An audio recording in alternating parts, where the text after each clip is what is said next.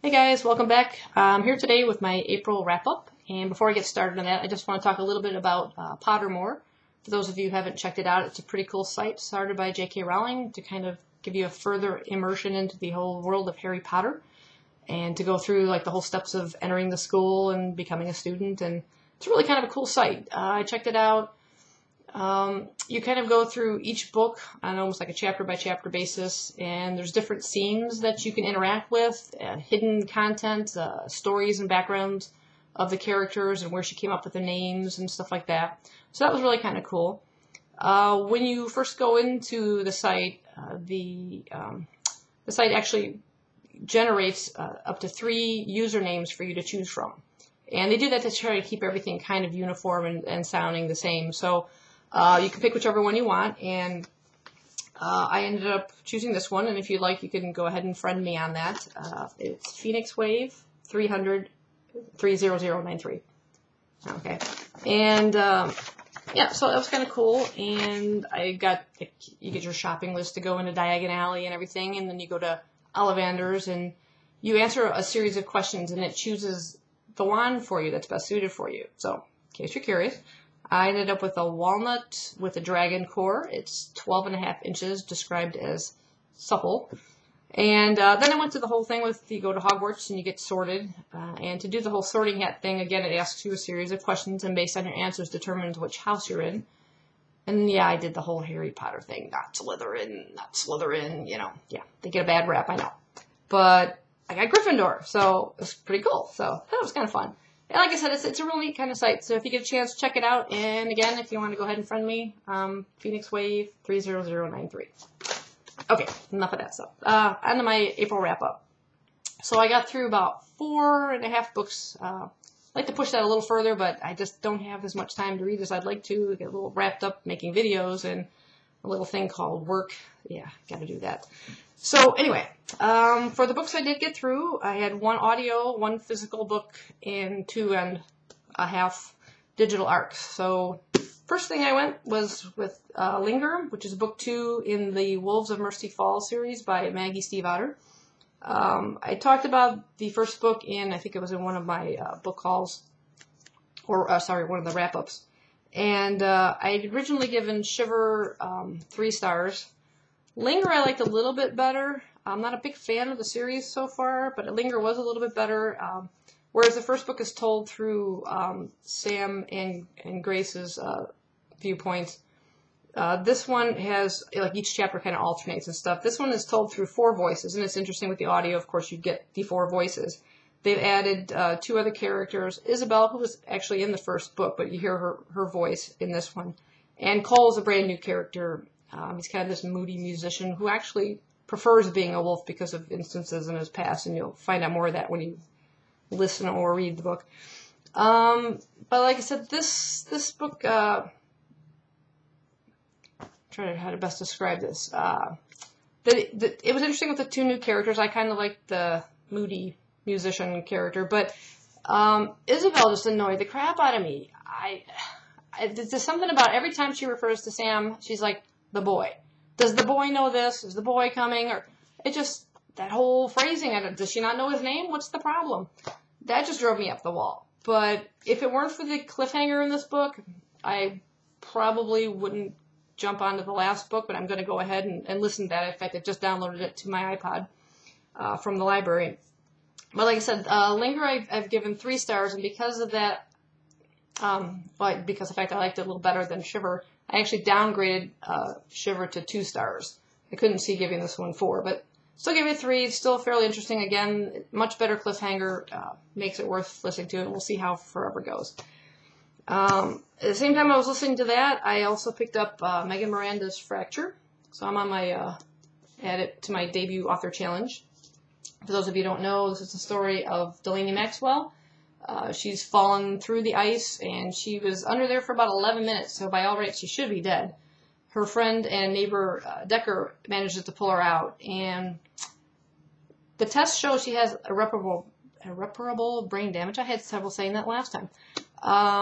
But she doesn't show any symptoms of this. But she knows something's wrong with her, and she keeps getting like the strange pulling sensation and drawing her to the dead. And she comes across this other boy named Troy, and he recently woke up from a coma, and he seems to have the same abilities, condition, whatever you want to call it. She's hoping to get some answers from him. This was kind of a slow-paced book, but it suited the storyline and the plot line as she's trying to find out answers. But some parts of the character drove me nuts. Again, this is the second book where a main character somewhat annoyed me. It was just like, I just wanted her, will you speak already? Will you say something? It's just like, Decker's her friend. Why couldn't she, explain what she was going through, what was happening to her? Everything is so secretive. They're going to think she's crazy. She's going to think she's crazy. Things like that, that kind of annoyed me on it. But all in all, it was a fairly decent read. It left a few unanswered questions. I would have liked a little bit more to it. Maybe if there is a sequel, although I've heard this is probably just a standalone. I was left wanting a little bit more at the end. So for that, I gave it 3 out of 5 stars. After those two, things just skyrocketed. I mean, I came across some awesome books. As you know, my ultimate favorite one so far has been Danny Marks' Velveteen. Now, this book I read as a digital ARC on my Nook. It's coming out in October. And I have posted a review on that, and I think I have a lot of you subscribers have recently joined, thanks to Danny putting a link to my review on his channel, which that was just awesome. Again, thank you so much for that.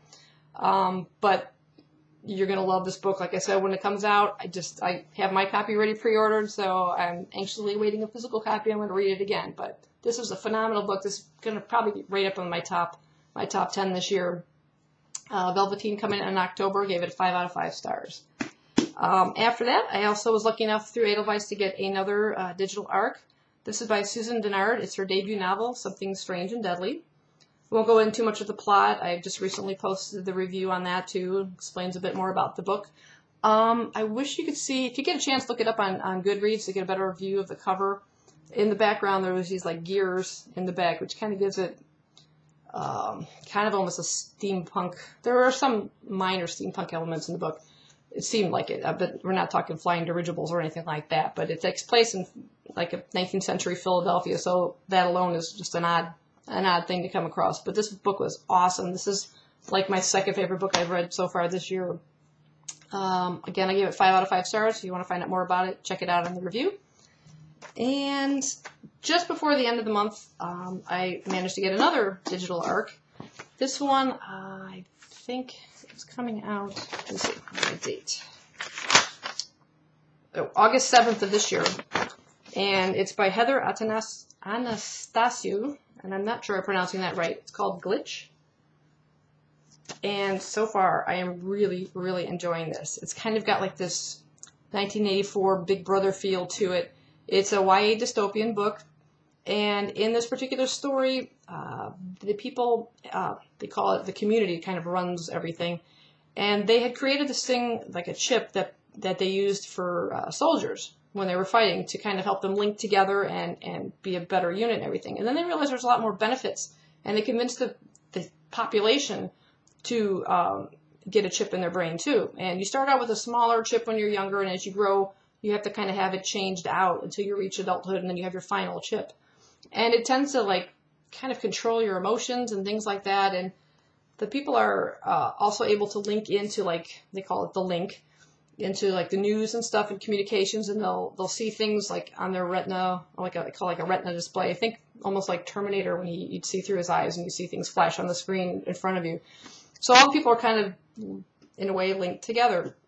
But they have no freedom of mind. And this story follows, her name is, I think it's pronounced Soul, but she prefers Zoe in her head. Nobody else refers to her this way. But it's a story of Zoe, and she's glitching, hence the title, which basically means she keeps falling in and out of the link. It stops working at periods of time. And during that time, she experiences freedom she's never had before, freedom of emotion, it opens up her world. She starts to draw, but she hides all this from everybody because this is what they call anomalous behavior.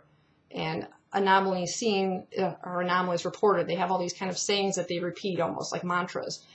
And she's afraid that if she gets reported, she'll be taken away and she could be deactivated. She saw this happen to someone once before where they never came back. In some cases, they'll try to repair whatever's wrong with the chip.